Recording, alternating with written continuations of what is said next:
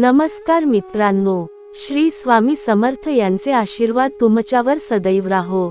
आजच्या या व्हिडिओमध्ये आपण घरातील नकारात्मक ऊर्जा कशी दूर करू शकतो आणि वास्तुशास्त्राच्या माध्यमातून आपल्या आयुष्यात सकारात्मक ऊर्जा कशी आणू शकतो यावर चर्चा करणार आहोत। घरातील दिशा आणि घड्याळ। घरामध्ये घड्याळ ठेवताना त्याची दिशा महत्त्वाची असते। वास्तुशास्त्रानुसार घड्याळ नेहमी पूर्व दिशा किंवा पश्चिम दिशामध्ये ठेवले पाहिजे। दक्षिण किंवा उत्तर दिशा हे वाईट मानले जाते। तसेच घड्याळाच्या पुढे किंवा मागे कधीही कचरा ठेवू नका।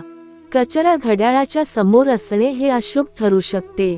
दोन घरातले वास्तु दोष। वास्तुशास्त्रानुसार घरातील काही छोटे छोटे दोष देखील तुमच्या जीवनावर मोठा प्रभाव टाकू शकतात। घरात वास्तु दोष असल्यास त्या घरात राहणाऱ्या व्यक्तींना मानसिक आणि शारीरिक समस्या येऊ शकतात। घरात जास्त राक्षस वास, पाणी लीक होणे किंवा घरातील इतर स्थानांमध्ये बिघाड असणे हे वास्तु दोष दर्शवू शकतात। 3 घरातील शुद्धता आणि स्वच्छता। घरातील झाडू कधीही उभ्या स्थितीत ठेवू नका, कारण यामुळे लक्ष्मी माता रुष्ट होऊ शकतात। झाडू सुद्धा एक पवित्र वस्तू आहे, म्हणून त्याला योग्य स्थानावर ठेवा। तसेच शौचालयाची स्वच्छता अत्यंत महत्त्वाची आहे। शौचालय कधीही घराच्या मध्यभागी ठेवू नका।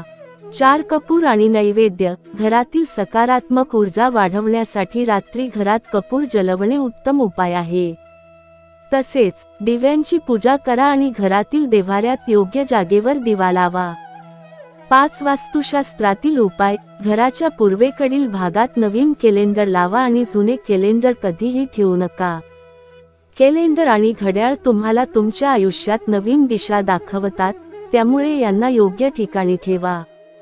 6 घराच्या समोर कुंडी आणि पाण्याची व्यवस्था। घराच्या समोर कुंडी ठेवू नका, कारण यामुळे नकारात्मक ऊर्जा प्रवेश करू शकते। तसेच पाण्याची व्यवस्था योग्य ठिकाणी ठेवा।